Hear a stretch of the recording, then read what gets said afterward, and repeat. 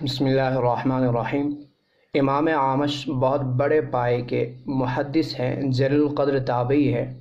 سن 61 ہجری میں ان کی ولادت تو سن 147 کے آس پاس ان کی وفات ہے۔ حافظ حدیث ہیں اور بہت سے محدثین کے اساتذہ میں ان کا شمار ہے۔ ان کا اصل نام سلیمان ہے، تو شکل و صورت سے چونکہ زیادہ خوبصورت نہیں، شکل و صورت ویسے ان کی نہیں تھی، اور دوسری طرف سے ان کی اہلیہ انتہائی حسین و جمیل تھی، بہت زیادہ خوبصورت۔ تو ایسے میں ان کی بیوی آئے دن تدبیریں کرتی، آئے دن بہانے تراشتی ان سے جدا ہونے کے لیے، اس رشتے کو ختم کرنے کے لیے۔ انسان چاہے کتنا ہی عظیم کیوں نہ ہو، چونکہ ہے انسان، بشر ہیں، تو بشریت کے ساتھ رب نے سہو و نسیان، رحمت و غضب، یہ ساری چیزیں رکھی ہیں۔ تو امام اعمش چاہے کتنے بڑے پائے کے محدث کیوں نہ ہوں، لیکن ہے بشر، تو بشریت کے ناطے ان کے ساتھ بھی یہ چیزیں لگی ہوئی ہیں۔ تو ایک رات ایسا ہو جاتا ہے کہ ان کی بیوی نے مکمل ان سے بات نہ کرنے کی ٹھان لی۔ انہوں نے ہزار جتن کیے کہ وہ بات کرے، لیکن ساری کوششیں بیکار ہوئی۔ ایسے میں غضب کی صورت میں انہوں نے ان سے کہہ دیا، غصے میں کہہ دیا کہ آج رات اگر تم نے مجھ سے بات نہیں کی تو تمہیں میری طرف سے طلاق بائن۔ اب غصہ ٹھنڈا ہو گیا، گھر کے احوال کو دیکھا، بال بچوں کی پرورش کا معاملہ سامنے آیا، تو بڑی پشیمانی ہوئی کہ اب کیا جائے۔ اب کہیں اس کے پاس، کہیں اس کے پاس، کبھی ادھر تو کبھی ادھر۔ اسی عالم میں معاملہ حضرت امام ابو حنیفہ علیہ رحمہ تک بھی پہنچا۔ حضرت امام ابو حنیفہ علیہ رحمہ، جن کی عظمت شان، جن کے تقوی و طہارت، ایمان و دیانت پر آج تک کسی ایسے آدمی نے انگلی نہیں اٹھائی، کسی ایسے آدمی نے تنقید نہیں کی جس آدمی کا خود کوئی اعتبار بھی ہو۔ جو آدمی ان کے پائے کا ہوتا، تقوی و طہارت میں، ایمان میں، علم میں، قبولیت و مقبولیت میں، ایسا کوئی بھی آدمی نہیں گزرا جس نے ان کی ان حیثیتوں کے ساتھ اس کی تنقید کی ہو۔ اکا دکا اہل علم نے جو ان کی تنقید اور جرح کی ہے، لیکن ائمہ حدیث اور ائمہ جرح و تعدیل نے اس جرح کا کوئی اعتبار نہیں کیا، کہیں کچھ کہہ کر کے، کہیں کچھ کہہ کر کے، اور کبھی جرح مبہم کہہ کر کے، کہ امام صاحب کو رب نے جو جلالت شان دی ہے،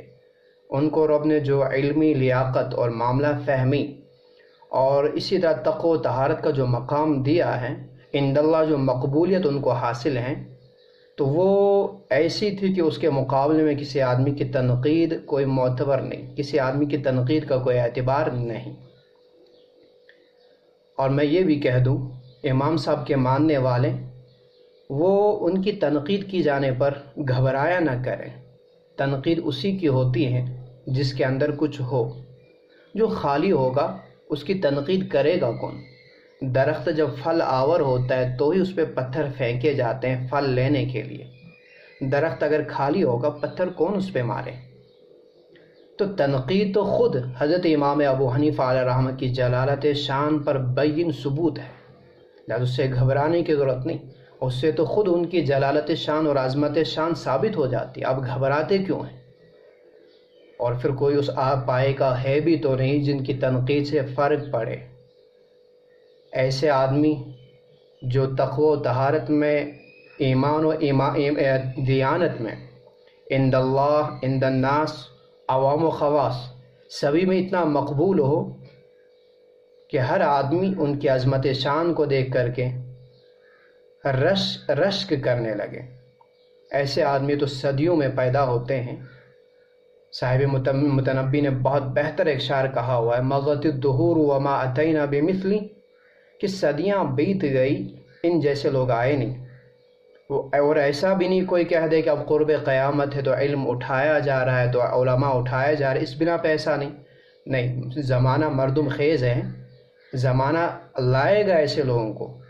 وَلَقَدْ أَتَا، اور آئے اور آئیں گے بھی، فَعَجَزْنَا عَنْ نُذَرَائِ، لیکن امام صاحب کی نظیر کوئی بن نہیں سکتا۔ دعویٰ کرنا بڑا آسان ہے، لیکن اس دعوے میں صداقت کتنی ہے اور اس دعوے کو قبولیت کتنی ملتی ہیں، یہ تو عوام خود فیصلہ کرتی ہے۔ لہذا کسی کا دعویٰ کرنا میں ان کے برابر ہوں یا کسی کا دعویٰ نہ صحیح لیکن تنقید کرنا، اس تنقید کا کوئی اعتبار، تو گھبرایا نہ کریں۔ فانوس بن کے جس کی حفاظت ہوا کرے، وہ شمع ہی کیا بجھے جسے روشن خدا کرے۔ تو حضرت امام ابو حنیفہ علیہ الرحمہ کو روشنی خدا نے دی ہے، تو کسی کی تنقید چمگادڑ کی وہ کہہ دیجئے ملامت سے زیادہ اور کچھ بھی نہیں ہوتی، تو ان کی تنقید سے نہ گھبرائے۔ اور فقہا کو رب نے یہ درجہ دیا بھی ہے، یہی وجہ ہے کہ محدثین بھی خود اس بات کا اعتراف کرتے تھے کہ انتم الاطباء ونحن الصیادلہ،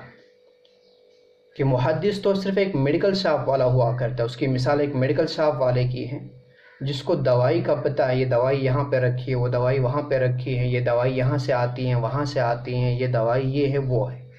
لیکن یہ دوائی کس کام کی ہیں پراپرلی جو ڈاکٹر کو معلوم ہوتا ہے وہ انہیں معلوم نہیں ہوتا۔ آپ تجربے سے بھی جا کر کے دیکھ لیں۔ تو یہی حال فقہا اور محدثین کا ہے۔ محدثین حدیث کس سند سے ثابت ہے، کس کتاب میں ہے، کہاں ہیں، کیا، یہ تو جانتے اور کیا کیا حدیث ہے، لیکن اس حدیث سے کیا کیا مسائل، یہ حدیث کس کام کی، کس مرض کی دوا ہے، محدثین عموماً اگر صرف محدث ہو فقیہ نہ ہو ان چیزوں سے واقف نہیں ہوا کرتا،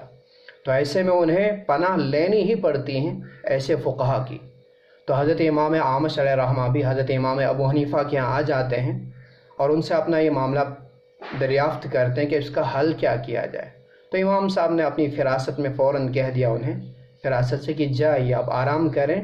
آپ فکر نہ کریں، میں اس کا حل کر لوں گا، اور صبح صادق سے پہلے ہی آپ کے محلے میں اذان پڑھواؤں گا۔ اب صبح صادق سے پہلے اذان سے ہوتا کیا